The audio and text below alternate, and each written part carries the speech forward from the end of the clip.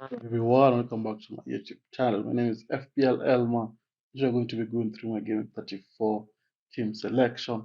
It's a double game week, and I know most FPL managers are usually excited for the double game weeks because it's always an exciting week of planning, and I hope to get a lot of points. But before we get into my team selection, I'm going to get 600 subscribers before the end of the year. So if you're new around here, make sure you subscribe and also make sure you leave a like on the video and make sure you share as well to some of your friends so that they can be able to come and watch the video and support me as well.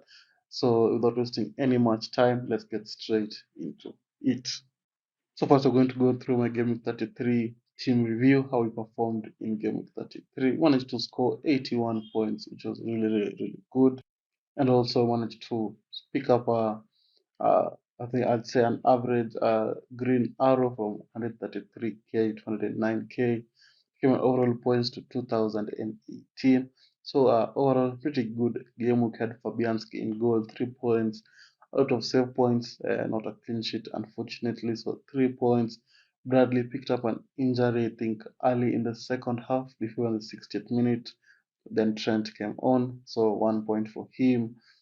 Gabriel, 0 points, conceded 2 goals against Villa, picked up a yellow card, 0 points for him. And then Van Hecke, 1 point as well. I think picked up a yellow card and considered against Sheffield, so 1 point. Salah Saka, disappointing display. Even Son in there, 2 points and 1 point respectively. Then Cole Palmer, who stole the show on Monday Night Football, scoring was it 4 goals? Incredible display from him. 26 points, now the top scorer in the league alongside Haaland, which is pretty impressive. Then we had Gordon, 17 points, 2 assists and a goal as well. So yeah, pretty impressive as well. And then Solanke with a goal, 7 points for him, and Haaland as well scored a goal, 20 points for him since he was the captain and the bench. Tana, Zabani 1, Mateta 2, and Livramento 1. Well, the team for game week 33, a pretty good display, 81 points out for the game week 34, can be able to improve on that. Now let's look what the game week 34 has in store for us. So we can start with my game week 34 transfer thoughts, what I'm thinking of doing in terms of transfers. In the first transfer, which I think I'm going to be doing because Bradley is out injured and Trent is back in the team, although we don't know how fit he's going to be. I just think it's time to move on from him. The transfer I'm going to be doing is from Bradley to Van Dijk. Pretty steep. Transfer according to the price, but I think I can be able to manage it to just the double game with 34 against Fulham and Everton. I think Liverpool have the easiest fixture, two fixtures on paper for game 34.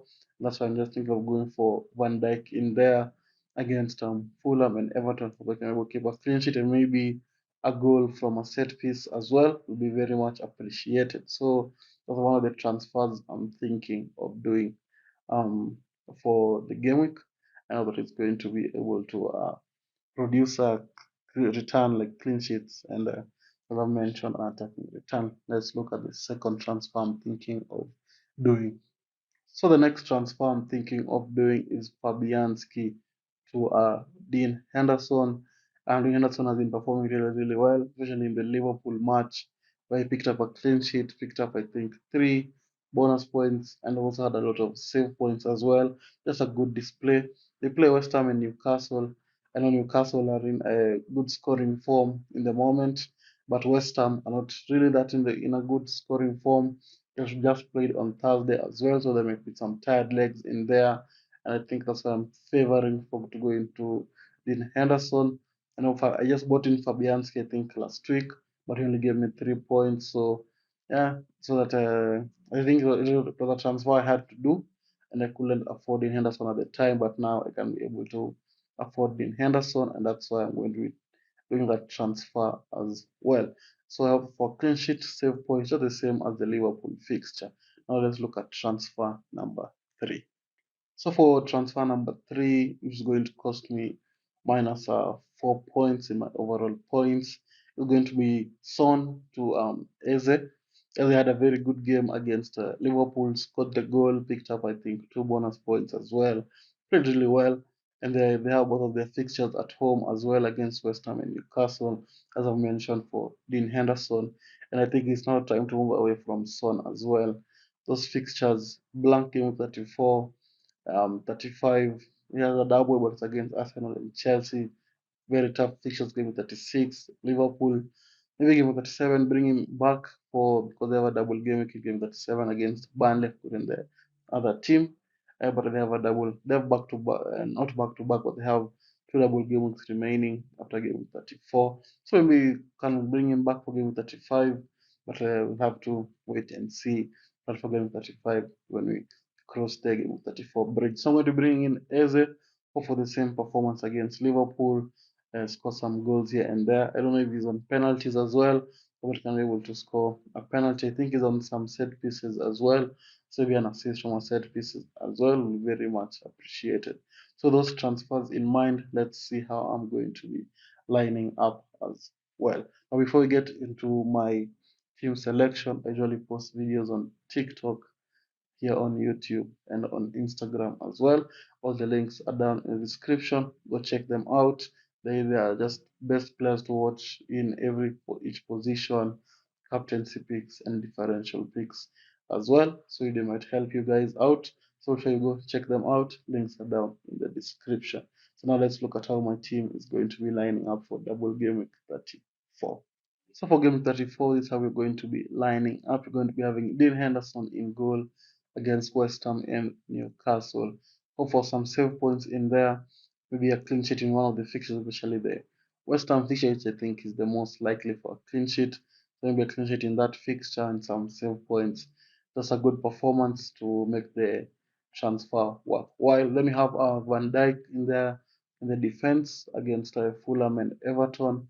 Hope for clean sheet. Hope for a cheeky goal in there as well, from a set piece or something like that. So Van Dijk in there, and I could have gone for Trent, but or I can't afford Trent. Sorry, I could have gone for Robertson. But I don't know if Robertson is going to start both fixtures. There's a high rotation risk with the likes of Simicas and Joe Gomez in there, so that's why I was going for the safe option in Van Dijk. Then we have Gabriel in there against Wolves and Chelsea.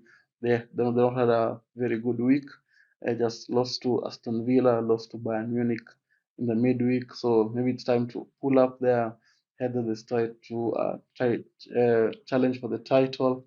Again, they play Wolves and Chelsea. So the Chelsea fixture will be a little bit tough, but I think against Wolves, I'm able to get a clean sheet.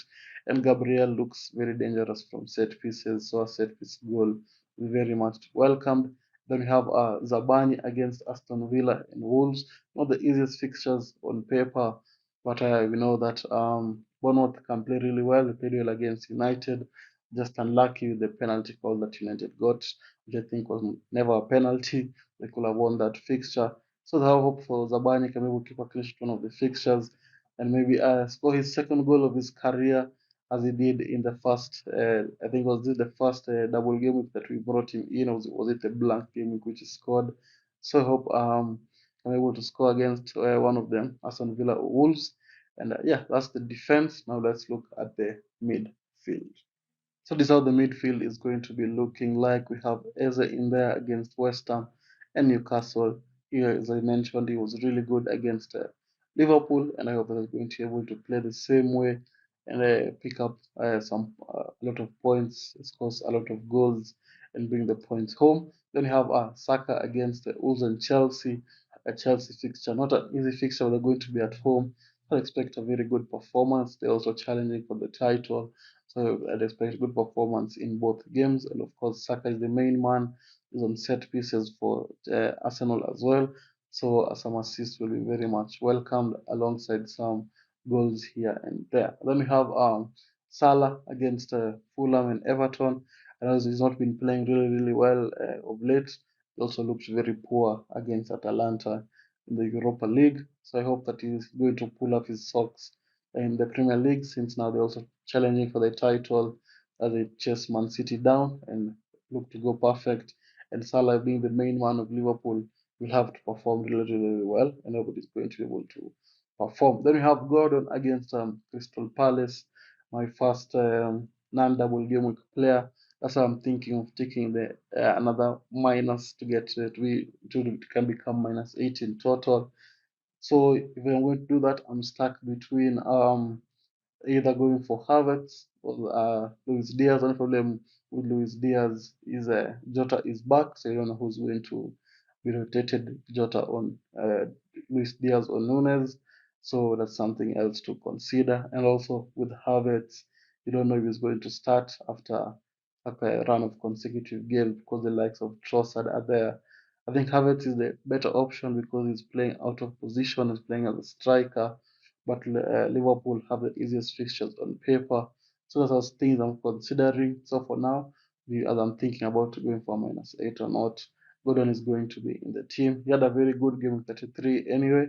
So, and against Crystal Palace, who look shaky in defense, although they were very solid against Liverpool, they could have considered a lot more chances. They were just getting lucky with some blocks here and there. So that's why I have Gordon in there for now, but he might be changing to another person before the deadline. So that's the midfield. Now let's look at the forward and the bench as well. So this is how the forward line is going to be looking like when having Mateta in there. So triple Crystal Palace, very interesting. I didn't think that this will happen this season, but we have Mateta in there. He's been looking really sharp. He could have scored a goal against Liverpool. He scored against Man City. So why not bring him there? As a differential 3.5% ownership. So how he's going to be able to perform and boost me up the ranks a little bit. Then we have Haaland, my second non-double game week player against Brighton. Although he's flagged at the moment, but they do play on Thursday. So I hope that he's going to be fit for that fixture on Thursday. But if he's not fit, we have Palmer on the bench. I think Palmer is going to perform really well. Although they play Arsenal, Palmer is he just performs no matter the team. So I think having Palmer on the bench will cover Haaland if he doesn't play. Then we have Solanke finishing off the team. Just hope for the same performance of the game against United. He played really well, and I was going to be able to replicate that. Then to the bench, I'm going to be having Turner, Palmer, Van Hecke, and Livramento. They all have they all have a non-double game week, so that's why they're going to be on the bench. And yeah, if any of the double gaming players is injured, at least I have a pretty solid bench to be able to replace anyone who's going to miss out. So that's the team for double gaming 34. Let me know in the comments how many double gaming players you have, and let me also know if you'd go for a -8 uh, to try and remove Gordon for one of the players that I mentioned. And with that, I'd like to thank you all guys for watching. If you've managed to reach this far, don't forget to hit a sub and don't forget to drop a like as well. And with that, I'd like to thank you all guys for watching, and I'll see you all guys later. Bye bye.